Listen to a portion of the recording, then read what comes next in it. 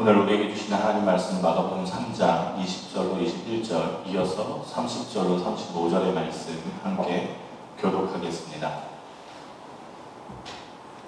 절씩 나눠 읽겠습니다. 집에 들어가니 우리가 다시 모임으로 식사할 겨를도 없는지라.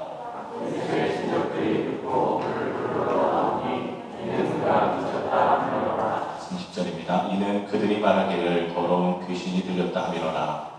그때에 세어보가 등이 와서 앞에 서서 바라는 내용에 들으니 우리가 예수를 둘러 앉았다가 여짜오되 보소서 당신의 어머니와 동생들과 너희들이 밖에서 찾나이다. 둘러앉은 자들을 보시며 이르시되 내 어머니와 내 동생들을 보라.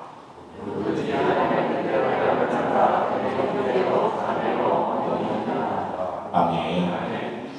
예수님의 가족 구성은 여전히 논란이 되고 있지만 성경 그대로 보자면 예수님의 아버지 요셉과 또 어머니 마리아와 또 남동생과 여동생들이 있었다라고 성경에서 찾을 수가 있습니다.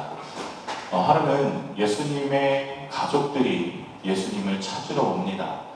예수님의 인기가 많아져서 혹은 예수님을 걱정해서 찾으러 오는 것이 아니라 오늘 말씀해 보니까 21절에 예수님의 친족들이 듣고 그가 귀신 들렸다라는 소문을 듣고 찾아옵니다. 자, 예수님이 미쳤다, 예수님이 귀신이 들렸다라는 소문을 듣고 붙잡으러 오는 겁니다.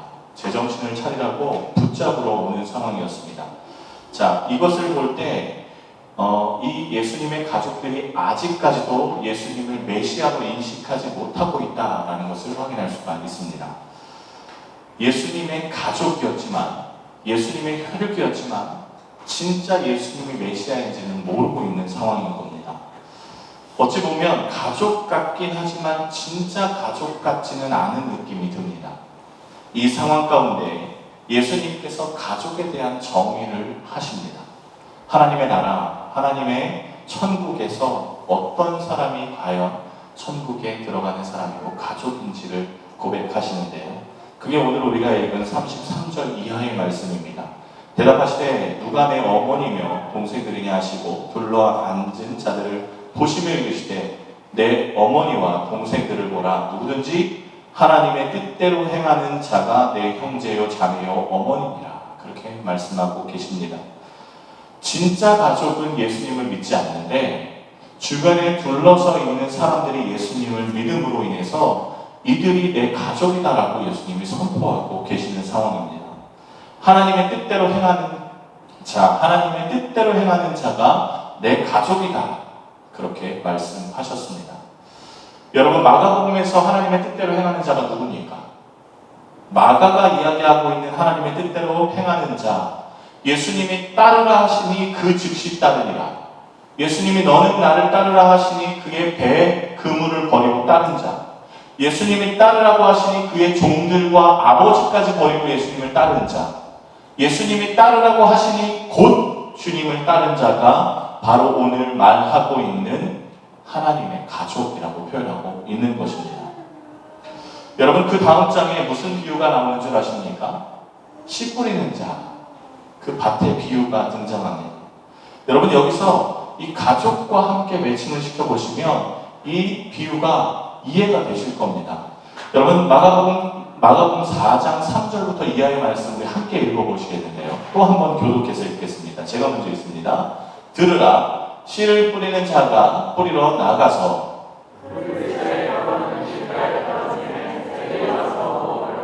더러는 흙이 얕은 돌밭에 떨어지매 흙이 깊지 아니하므로 곧 싹이 나오나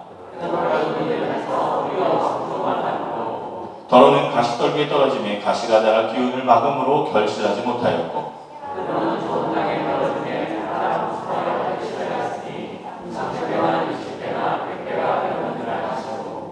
여러분이 말씀 너무 잘 아시는 말씀 아니겠습니까?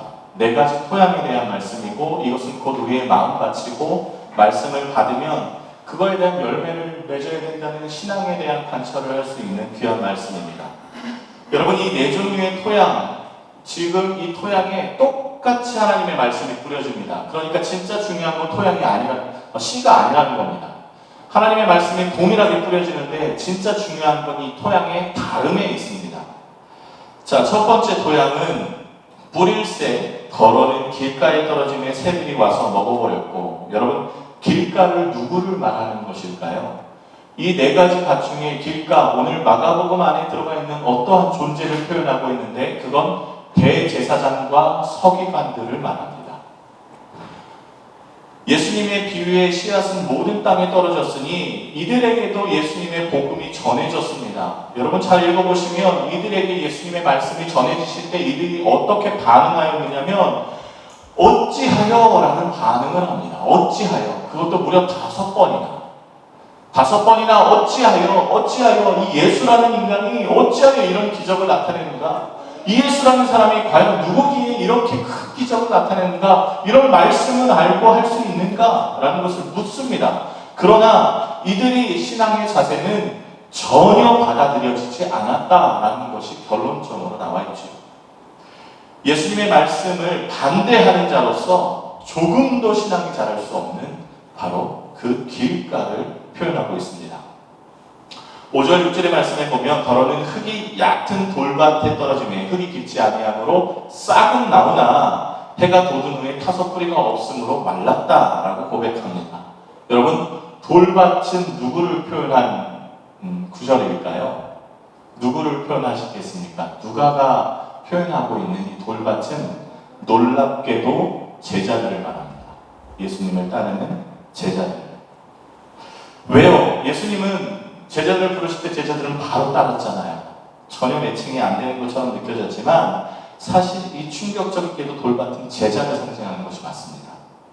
부르심에 즉각 곧 바로 따랐던 제자들이지만 하물며 배와 종들과 아버지까지 버리며 따랐던 제자들이지만 주님을 따름으로 싹은 튀어났지만 예수님의 죽으심과 박해가 이어지자마자 그들은 다 도망갑니다. 하물며 그 제자 중 하나 가룟 유다는 예수님을 팔기도 하고요. 제자를 대표하는 베드로는 예수님을 저주하기까지 하지요. 즉 이 비유, 돌밭의 비유는 제자들을 상징하는 겁니다. 그러나 제자의 돌밭과 같은 모습, 유난히도 마가복음에서 제자를 아주 멍청하게 기록을 하고요. 예수님의 말씀을 들어도 전혀 이해하지 못하는 인간들로 깨닫지 못하는 존재로 기록하지만 이것을 여러분 미화시키지 않고, 그러니까 제자들이 다 알아들었다, 예수님의 제자니까 능력을 행했다, 예수님의 제자니까 완전히 완벽한 사람으로 거듭났다 라고 표현하지 않고 이렇게 미련하고 잘 알아듣지 못하고 게으른 사람으로 표현한 이유는 바로 마가복음을 읽는 독자 때문입니다. 여러분, 2주에 걸쳐서 말씀드렸지만 마가복음의 독자가 누구입니까? 로마 대화재, AD 64년에 있을 로마의 대화재로 인해서 주목받았던 이들이 범죄자입니다. 이들이 이 화재의 주범입니다. 그러므로 인해서 탄압을 받았던 사람들이었습니다. 그리고 로마 황제로 인해서 너 예수 믿으면 죽고 예수 부인하면 살아, 이런 갈림길에 서 있던 사람들이었습니다. 어떤 사람들이 등장했을까요? 살고 싶어서 저 예수 안 믿겠습니다. 그렇게 부인했던 사람들은 당연히 많았을 겁니다. 그런데 여러분, 예수를 믿고 성령도 받은 사람이 두려움으로 인해서 내가 부인은 했지만 이 마음이 계속 갈등이 있는 겁니다. 비록 예수님을 부인했지만 신앙의 삶을 살아가고 있습니다. 이 과정 가운데 마치 이 제자와 같이 예수님을 부인하고 도망가고 예수님을 팔아먹기까지 한 이 인간들이 어떻게 변하는지를 마가는 보여주고 싶었던 것이지요. 마가, 여러분이 제자들이 어떻게 되었습니까? 이 이후에 AD 64년 이후에 베드로는 이미 십자가에 달려 죽어 있었을 것이고 도마는 인도에 가서 순교하고 있었을 겁니다. 예수님의 대부분의 제자들은 예수님의 말씀을 따라서 자신의 생명을 내놓는 삶을 살게 됩니다. 그들은 처음에는 게으르고 멍청하고 못 알아듣는 것처럼 보였지만 그들의 삶의 마지막은 예수님의 제자의 삶으로 완벽하게 죽음을 맞이하는 것, 즉 위대한 죽음을 경험하게 되는 사람이 됩니다. 로마 대화재로 인해서 주목받고 이 사람들이 예수님을 부인하는 입장에 서 있는데도 불구하고 제자들처럼 돌아갈 수 있구나, 다시 예수님을 붙들 수 있구나. 제자들도 예수님을 부인했지만 다시 예수님이 찾아오셨구나. 그러므로 인해서 위대한 사도의 역할을 감당했구나. 그것을 깨닫게 하는 것이 목적이었습니다. 예수님을 버리고 도망갔지만 저주까지 했지만 다시 예수님의 제자가 되어 제 소명을 받는 사람들, 바로 이 사람들에게 그것을 깨우쳐주기 위함이지요. 7절의 말씀에 보면 더러는 가시떨기 밭에 떨어지는데요, 자라긴 했는데 그 가시떨기의 기운 때문에 열매를 맺지 못하였다라고 기록합니다. 여러분, 가시떨기밭 누구를 말씀하고 계시는 걸까요? 누가복음 10장에 보면 이런 사람이 한 명 등장을 합니다. 그게 누구냐면 부자 청년입니다. 부자 청년. 여러분, 부자 청년은 어찌 보면 가장 큰 은혜를 누릴 수 있는 존재였습니다. 어쩌면 부자 청년이 예수님을 따르면 12명이 아니라 13명의 제자가 될 수 있었던 사람입니다. 그는요, 자신이 누가 봐도 인정할 만한 신앙의 곤고한 위치에 서 있었던 사람입니다. 율법을 지키라라고 말씀했는데 예수님 그건 제가 다 지켰습니다. 제가 그런데 여전히 마음에 갈등이 있습니다. 어떻게 하면 구원을 받을 수 있겠습니까? 그는 자신이 그렇게 이야기할 정도로 철저하게 신앙을 지켰던 사람임에도 불구하고 예수님의 마지막 그 한 말, 너가 가지고 있는 것을 다 팔아서 가난한 자들에게 주고 나를 따르라. 이 이야기에 근심하며 돌아갑니다. 즉, 그는 이미 열매를 맺을 모든 것이 갖춰져 있지만 환난과 시험으로 인해서 또 고민하고 걱정함으로 인해서 그가 근심하여 열매를 맺지 못하는 마치 가시떨기 밭의 사람을 보여줍니다. 마지막은요, 8절의 말씀에 보면 여러분 열매 맺는 사람들이 등장을 합니다. 더러는 같이 읽어볼까요? 함께 읽겠습니다. 더러는 좋은 땅에 떨어지네 30배나 60배나 100배. 여러분, 너무 이 밭이 좋은 밭 아니겠습니까? 30배, 60배, 100배의 밭을. 그리고 이 말씀을 읽으시면서 여러분 생각하실 겁니다. 주님, 제가 30배, 60배, 100배의 결실을 맺고 싶습니다. 그러나 조건이 있습니다. 열매 맺는 밭. 마가복음에서 열매 맺는 밭, 그 사람들은 누구를 지칭하느냐? 나병 환자, 부정 환자, 귀신 들린 자, 지붕 뚫고 들어온 중풍병자, 혈루병 걸린 여인, 개 취급당하는 여인들을 바로 이 열매 맺는 밭으로 기록하고 있다는 겁니다. 여러분, 열매 맺으셔야겠죠. 그러면 어떻게 하면 내가 열매를 맺을 수 있는가? 바로 이 사람들을 찾아보면 알 수가 있습니다. 내가 어떻게 하면 하나님의 은혜 가운데 거하며 하나님의 백성, 가족으로 살 수 있는가? 바로 이 사람들만 찾아보고 해답이 나옵니다. 자, 그 해답을 먼저 밝혀드리는데요. 그 해답은 믿음으로 문제를 뚫고 지나온 사람들이라는 겁니다. 여러분, 이 사람들 잘 보시면 분명히 불리함의 조건을 다 가지고 있었습니다. 하지만 그것을 믿음으로 극복해냅니다. 자, 나병 환자 먼저 볼까요? 1장 40절에서 45절에 나병 환자의 기록이 있는데 오늘 42절까지만 한번 제가 읽어드려보겠습니다. 한 나병 환자가 예수께 와서 꿇어 엎드려 간구하여 이르되 원하시면 저를 깨끗하게 하실 수 있나이다. 예수께서 불쌍히 여기사 손을 내밀어 그에게 대시며 이르시되 내가 원하노니 깨끗함을 받으라 하시니 곧 나병이 그 사람에게서 떠나가고 깨끗하여진지라. 여러분, 나병은 잘 아시다시피 성경에서 부정한 병입니다. 그러므로 집 밖을 출입할 때 항상 입으로 떠들어야 했던 것은 다름 아니라 나는 부정한 사람입니다. 나는 나병 환자입니다. 나는 부정한 사람입니다. 이것을 외치며 다른 사람과의 접촉을 피해야만 했습니다. 그런데 오늘 말씀해 보면 여러분, 그런 과정이 1절 드러나 있지 않습니다.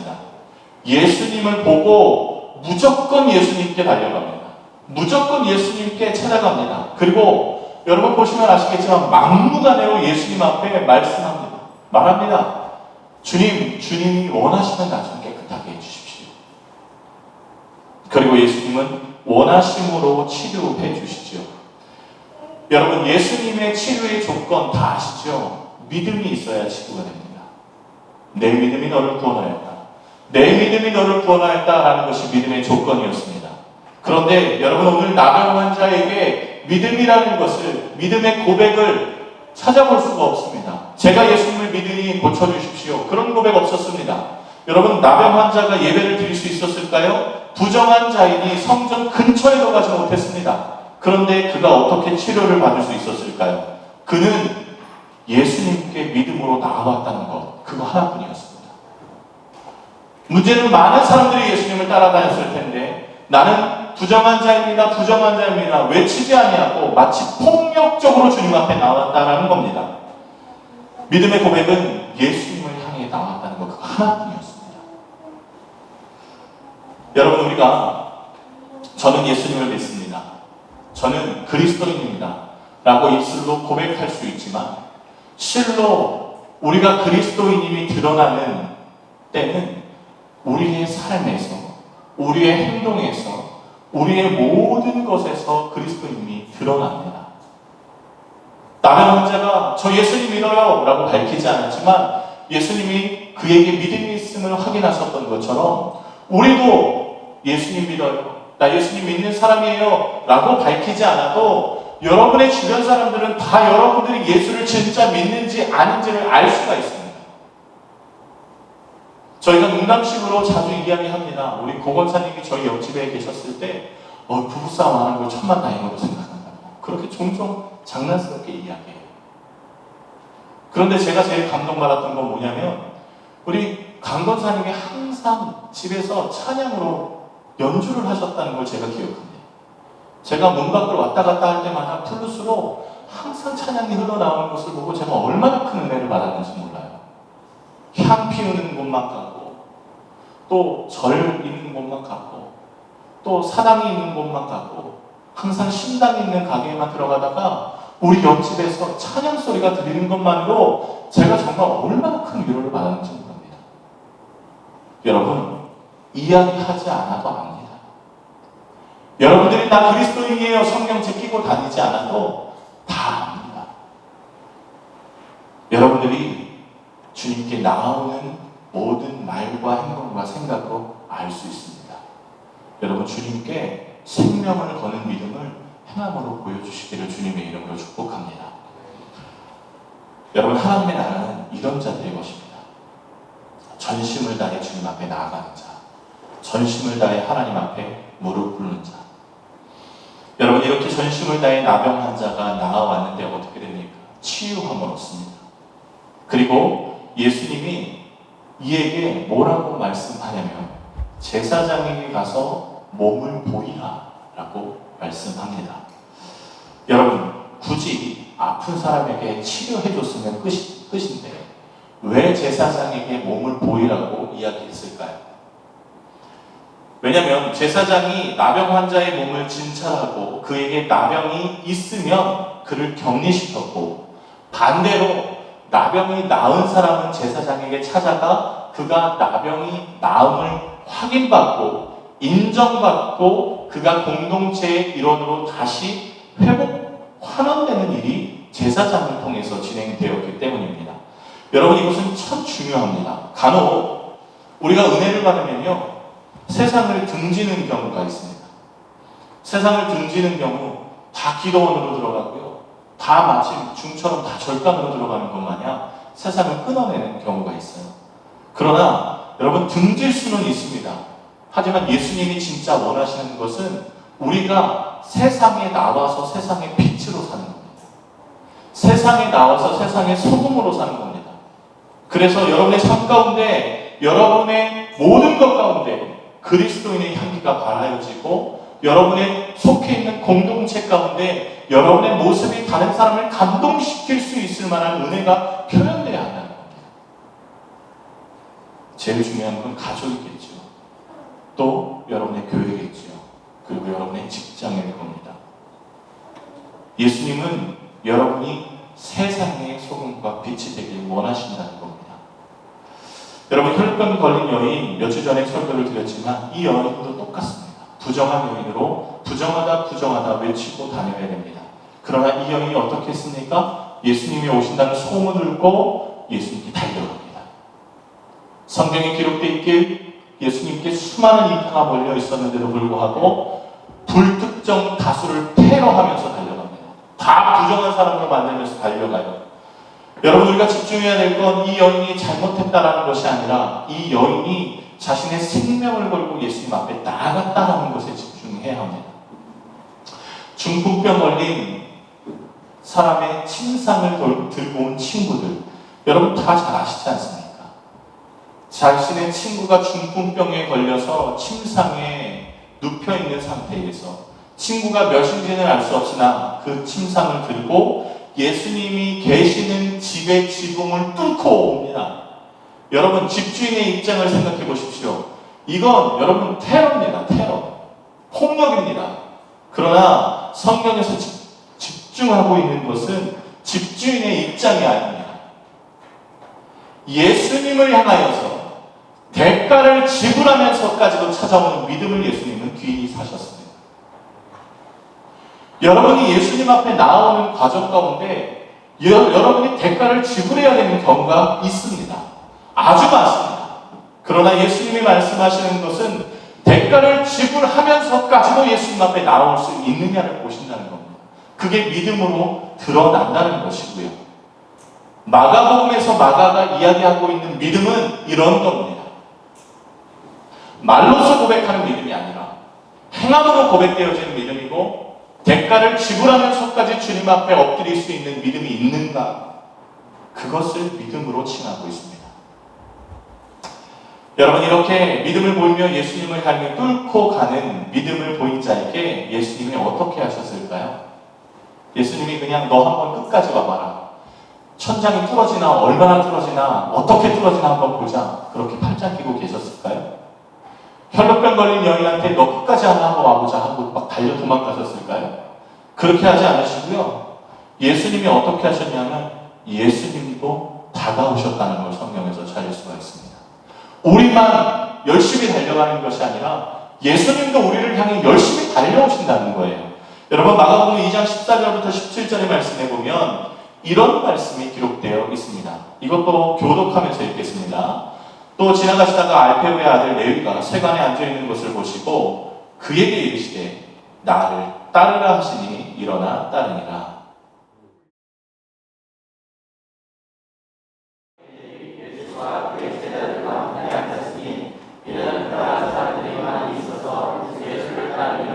바리새인인 서기관들이 예수께서 죄인 및 세리들과 함께 잡수시는 것을 보고 그 제자들에게 이르되 어찌하여 세리 및 죄인들과 함께 먹는가? 예수께서 들으시고 그들에게 이르시되 건강한 자에게는 살사시를 세웠고 병든 자에게라 살수있는 이라 나다에게 물을 보시냐며 그들의 이름으로 안도라 하시니라. 여러분, 이 바리새인과 서기관들이 예수님을 뭐라고 칭하냐면 의인이라고 말합니다.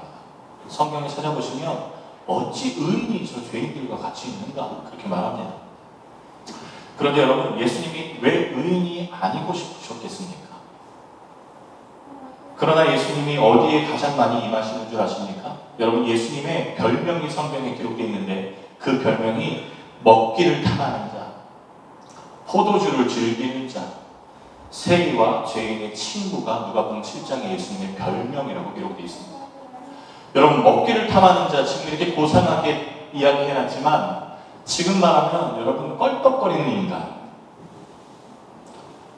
질 떨어지는 인간, 그렇게 표현할 수 있을 겁니다. 예수님은요, 죄인을 만나기 위해서 자신의 체면을 차리지 않으셨습니다. 예수님도 죄인을 향해 돌진하신 분이십니다. 이렇게 찾아오는 죄인을 거부하지 않으시고 그들과 함께 먹고 그들이 부족함을 채워주시고 그들에게 복음을 전하셨습니다. 어느 정도로요? 소문날 정도로, 하물며 별명으로 친해질 정도로, 저 질 떨어지는 인간, 저 껄떡거리는 인간이라고 불릴 정도로 예수님은 죄인들을 찾아다니셨습니다. 바리새인들이 예수님을 향해서 왜 도대체 의인이 죄인들과 어울리는가 불평할 정도로 예수님을 그렇게 예수님이 찾아다니셨습니다. 여러분, 거룩한 사람이 왜 저기 있지? 이해하지 못했습니다. 여러분, 예수님은 거룩한 분이십니다. 맞습니다. 그러나 예수님이 추구하시는 거룩은 분리되지 않은 거룩입니다. 여러분, 거룩에 대한 이해를 함께 해보고자 합니다. 여러분, 바리새인 혹은 바리새파라는 이 당시에 파가 있지 않았습니까? 이 바리새인, 바리새파라는 뜻이 무슨 뜻이냐면 분리주의자라는 뜻입니다. 분리주의자. 왜 분리주의자였겠습니까? 이들이 시편의 말씀, 복 있는 사람은 오만한 자리에 앉지 아니하고 죄인의 길에 서지 아니하고, 이 말씀이 이들의 핵심 말씀이에요. 그러니까 우리는 절대 죄인들과 같이 먹지 않는다. 우리는 절대 죄인의 자리에 앉지 않는다. 우리는 절대 죄 짓는 자리에 가지 않는다. 이게 이 사람들의 핵심 말씀이에요. 분리주의자들입니다. 분리하려고 노력했던 겁니다. 이들이 생각하는 거룩은 분리였습니다. 우리만 깨끗하면 돼. 우리만 깨끗해지면 돼. 분리. 그러나 여러분, 거룩이 무엇입니까? 거룩은요, 분리되는 것이 아니라 구별되는 겁니다. 예수님이 말씀하시는 거룩은 분리되는 게 아니라 그 안에서 구별됨으로 빛나는 겁니다. 죄인들과 분리되는 게 아니라 그 죄인 중에서 선함으로 더 구별되지는 겁니다. 예수님의 거룩이 무엇입니까? 그들과 섞여 있으나 명확하게 구분되는 것. 여러분, 우리의 거룩이 무엇입니까? 이 세상에서 같이 살지만 그리스도인으로서 더욱더 빛나게 되는 것. 불신자들과 같이 살고 있으나 그들 안에서 더욱더 거룩한 모습으로 살아가는 것. 그게 여러분, 거룩이라는 것입니다. 사랑하는 여러분, 거룩은요, 교회 안에 있다 보면 잘 느끼지 못합니다. 그러나 교회 밖에서 훨씬 더 선명하게 빛나야 되는 겁니다. 그런데 여러분, 지금 한국교회 그리스도인이 욕을 먹는 이유가 무엇이겠습니까? 교회 안에서는 거룩한데 교회 밖에서는 술에 술 탄 듯, 물에 물 탄 듯 전혀 구분됨이 없는 겁니다. 믿지 않는 자와 믿는 자의 구분함이 사라지는 것, 이게 가장 여러분 어려운 거 아니겠습니까? 여러분, 축복합니다. 여러분이 계신 곳에서 더 거룩해지십시오. 더 하나님의 은혜를 품으십시오. 그래서 여러분, 그 가운데 은혜와 능력이 넘쳐서 하나님이 계시는구나, 그것을 보여주는 그리스도인 되셨으면 좋겠습니다. 하나님의 은혜 가운데 거하는 여인, 한 여인이 더 등장하는데요, 수로보니게의 여인입니다. 여러분 다 아시다시피 이 여인은요, 예수님에게 개 취급받았습니다. 말씀 한번 볼까요? 예수께서 일어나서 거기를 떠나 두로 지방에 가서 한 집에 들어가 아무도 모르게 하시려고 하나 숨길 수 없더라. 이 말씀을 보면 이 여인이 이방인인 것을 깨달을 수 있습니다. 이에 더러운 귀신 들린 어린 딸을 둔 한 여자가 예수의 소문을 듣고 곧 와서 그 말 아래에 엎드리니, 이방 여인임에도 불구하고 예수님의 소문 듣고 그가 믿음을 갖기 시작했다는 것을 확인할 수 있습니다. 그 여인은 헬라인이요 수로보니게의 족속이라 자기 딸에게서 귀신 쫓아내주시기를 간구하거늘, 문제는 이 여인이 원래부터 믿음을 갖고 있는 것이 아니라 자신의 문제를 가지고 주님 앞에 나아옴으로 믿음이 갖춰지기 시작했습니다. 예수께서 이르시되 자녀를 먼저 배불리 먹게 할지니 자녀의 떡을 취하여 개들에게 던짐이 마땅하지 아니하니라. 이 말은 여러분, 강단에서 외칠 수 없는 욕입니다. 우리가 흔히 얘기하죠. 그런데 그 욕을 먹고도 이 여인이 하는 게 이러한 행동이었습니다. 여자가 대답하여 이르되 주여 올소이다마는 상 아래의 개들도 아이들이 먹던 부스러기를 먹나이다. 예수께서 이르시되 이 말을 하였으니 돌아가라, 귀신이 내 딸에게서 나갔느니라 하시며, 욕을 먹었는데도 예수님 안에 엎드려 있는 여인. 난 유대인이고 이방인인 너에게 은혜를 베푸는 것이 합당하지 않아. 하물며 너는 개 같은 인간이야. 그렇게 이야기했음에도 불구하고 이 여인이 끝까지 예수님 앞에 엎드리며 맞습니다, 주님. 저 개입니다.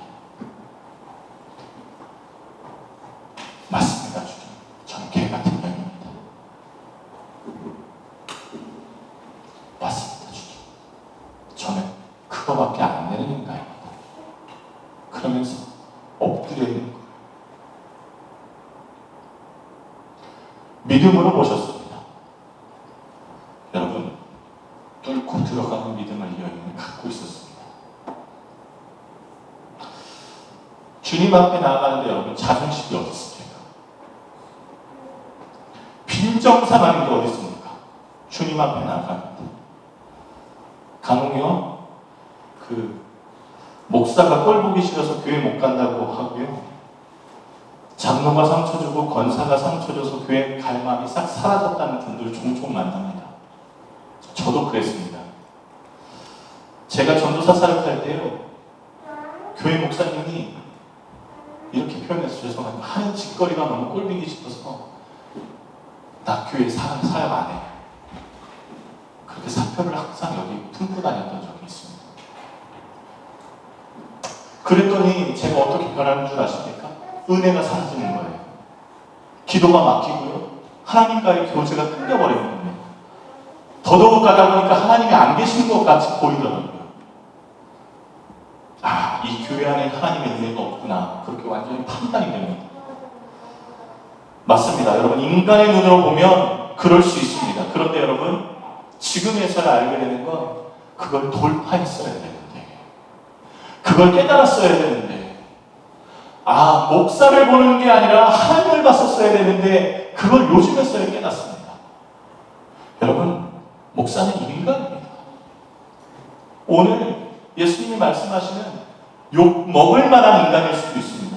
그러나 여러분, 이 여인의 믿음처럼 저는 개입니다. 맞아요. 주님, 저는 개인데요, 그래도 주님 남겨주실 은혜가 있잖아요. 주십시오.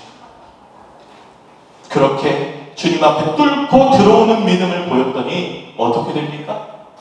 내 딸에게서 귀신이 나간다. 가라. 은혜를 받습니다. 별루병 걸린 여인이 어떤 은혜를 받았습니까? 내 딸아, 두려워하지 마. 너를 구원하였으니 평안히 가라. 내 병에서 놓일지어다.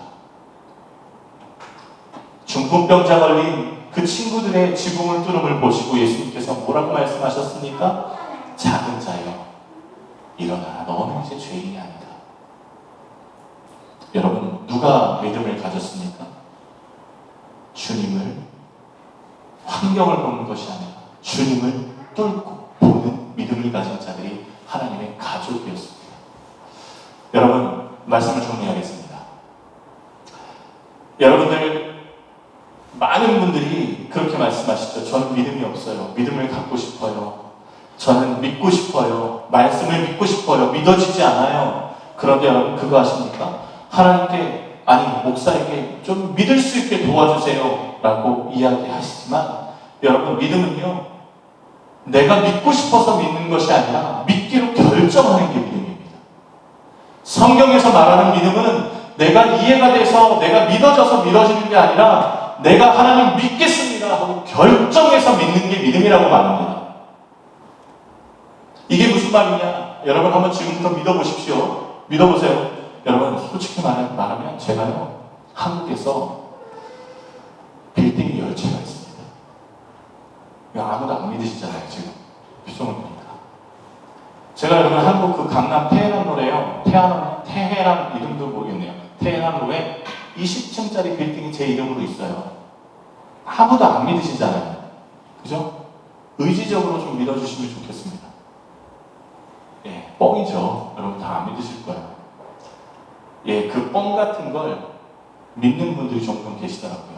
아, 그래도 저 인간은 목사니까 거짓말은 안 할 거야 하면서 믿으시는 분이 계시겠지요.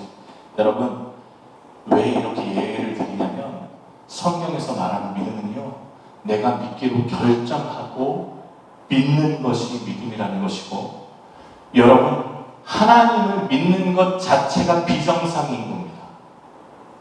여러분, 우리가 어떻게 하나님을 믿을 수 있죠? 우리가 어떻게 하나님을 알 수가 있죠? 우리가 그 위대하신 하나님을 이해하고 깨닫는다는 건, 여러분, 그것부터가 정상이 아니에요. 그런데 하나님께서 믿는 자에게 믿음을 허락하여 주시고, 결정한 자에게 믿음을 허락하여 주시고, 믿음을 가지고 현실을 뚫어나가는 자에게 믿음을 허락하여 주시고, 그 문제를 바라보지 않고 하나님 앞에 하나님 제가 믿기로 결단하겠습니다.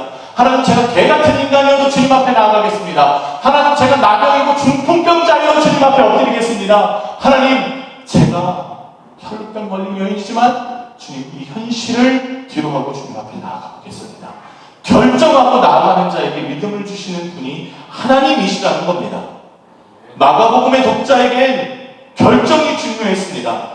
오늘도 예수 믿으면 죽고 오늘도 예수 부인하면 살아. 뭘 결정할 거야? 그들에게는 결정이 중요했어요. 그리고 마가복음에 이 마가는 이들에게 말합니다. 환경을 바라보지 아니하고 주님 믿기로 결정하면 너가 하나님의 가족이 될 수 있어. 하나님의 은혜 안에 들어갈 수 있어. 너가 죽어도 주님의 천국에 참여할 수 있어. 그렇게 믿기로 결정하고 죽기로 각오했던 사람들을 통하여서 믿음의 결정됨이 오늘 우리에게까지 흘러왔습니다. 사랑하는 여러분, 믿기로 결정하십시오. 안 믿어져요? 아니요. 내가 믿기로 결정하겠습니다 하고 주님 앞에 나아가는 그것이 진짜 믿음입니다. 적당히 믿는 거 아니고 그럭저럭 믿는 거 아니고 제대로 믿는 겁니다. 그게 진짜 믿음입니다. 여러분 안에 믿음의 은혜가 넘치시기를 주님의 이름으로 축복합니다. 이 시간 함께 찬양함으로 함께 기도하겠는데요. 하나님, 제가 믿음의 눈을 들어서 주님을 바라보겠습니다. 제 마음을 주님 앞에 확정하고 다시 한번 확정하겠습니다. 아버지 하나님, 은혜를 주십시오. 믿음을 주십시오.